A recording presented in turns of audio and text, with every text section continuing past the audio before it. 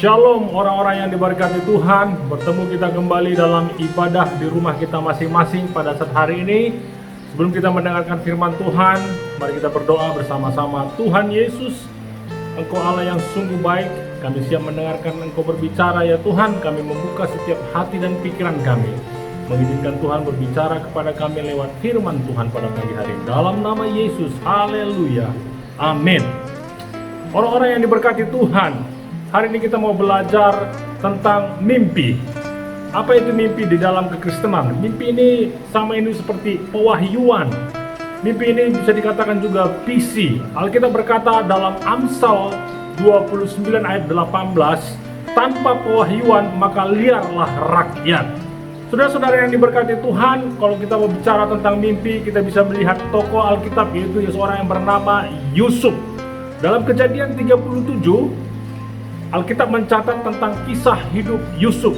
Bagaimana seorang Yusuf dengan tekun menerima dan menyatakan mimpinya dan menyatakan visinya kepada saudara-saudaranya. Yusuf ketika dia berumur 17 tahun adalah seorang anak yang sangat dikasihi oleh orang tuanya. Karena begitu orang tuanya memberikan perhatian kepada dia, sehingga ke-11 saudaranya atau abang-abangnya dan satu adiknya merasa jealous atau cemburu atau iri hati. Dalam keadaan yang seperti ini, keadaan ketika saudara-saudaranya membenci dia, dalam Kejadian pasal 37 ayat 4 dikatakan, ini yang menjadi konteks kita pada saat pagi hari ini, bahwa Yusuf ini sangat dibenci oleh saudara-saudaranya karena dia sangat dikasihi oleh orang tuanya.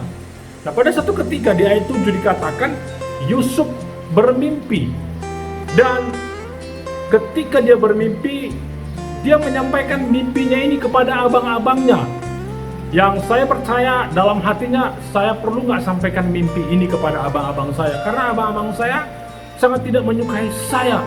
Karena mimpinya demikian, saudara. Dia berkata kepada saudara-saudaranya, aku punya mimpi. Mimpiku ini adalah ketika kita di ladang, berkas gandumku tuh bangkit berdiri tegak, dan ke-11 berkas gandum abang-abang semua sujud atau tunduk kepada berkasku tersebut.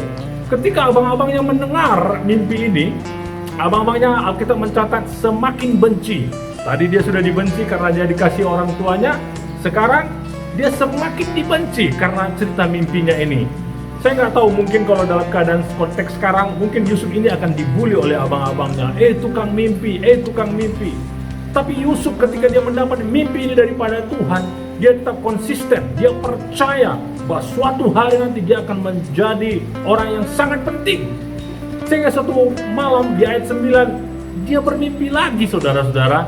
Di ayat 9 dikatakan bahwa Yusuf bermimpi lagi, dan kali ini mimpinya sedikit berbeda. Tapi Yusuf memutuskan untuk menceritakan kembali kepada abang-abangnya yang sudah membencinya. Dan kali ini dia tidak hanya bercerita kepada abang-abangnya, dia bercerita kepada orang tuanya. Mimpiku demikian, bahwa ada matahari dan bulan serta 11 bintang. Sangat akurat, saudara-saudara, 11 bintang. Dan abang-abangnya merasa tersinggung karena dikatakan matahari, bulan, dan 11 bintang ini sujud menyembahku. Sehingga apa yang terjadi ketika abang-abangnya mendengar mimpi ini, maka dia semakin benci, semakin membenci Yusuf. Tetapi Yusuf, dia percaya dia mendapatkan mimpi daripada Tuhan, dan dia tetap mengatakan mimpinya itu kepada abang-abangnya, dan dia hidupi mimpi tersebut, dan dia percaya bahwa mimpi ini terjadi, saudara-saudara. Apa yang bisa kita pelajari dari firman Tuhan ini? Pada saat Yusuf berumur 17 tahun, pada 31 tahun kemudian waktunya Tuhan menggenapi mimpinya Yusuf. Saudara-saudara atau jemaat Tuhan yang diberkati Tuhan, mari ketika engkau memiliki mimpi yang daripada Tuhan, visi yang daripada Tuhan, pewahyuan yang daripada Tuhan, cara satu-satunya engkau menghidupi mimpi dan pewahyuan itu adalah engkau sering memperkatakannya. Engkau perkatakan kepada orang-orang di sekitarmu, engkau perkatakan kepada orang-orang di kantormu, engkau perkatakan di keluargamu. Karena mimpi atau visi yang kita terima dari Tuhan, pada waktunya Tuhan, pasti Tuhan akan jawab dan menjadi kenyataan. Saudara-saudara, saya berharap lewat firman Tuhan yang singkat ini, Saya percaya setiap jemaat yang memiliki mimpi atau bahkan mungkin mimpi atau visimu yang pernah Tuhan berikan kepadamu sudah mungkin mulai mati, atau engkau sudah tidak mengingat lagi mimpi itu. Tapi biar lewat firman Tuhan pada saat pagi hari ini engkau kembali diingatkan, biar lahir kembali mimpi itu menjadi penyemangatmu. Engkau bersemangat untuk menjalani kehidupan ini, bahwa ada pewahyuan yang Tuhan berikan kepadamu. Bagaimana kita bisa menerima pewahyuan daripada Tuhan? Saudara, koneksi terus kepada Tuhan, intimasi kepada Tuhan, lewat pujian penyembahanmu, lewat waktumu menyendiri kepada Tuhan. Ketika engkau mendengarkan Tuhan berbicara kepadamu, lewat perenungan firman Tuhan, baik perenungan firman Tuhan yang engkau baca dari Alkitab, maupun perenungan Tuhan yang kau terima dari gembalamu. Biar ini menjadi hidup di dalam rohmu, dan menjadi satu kekuatan.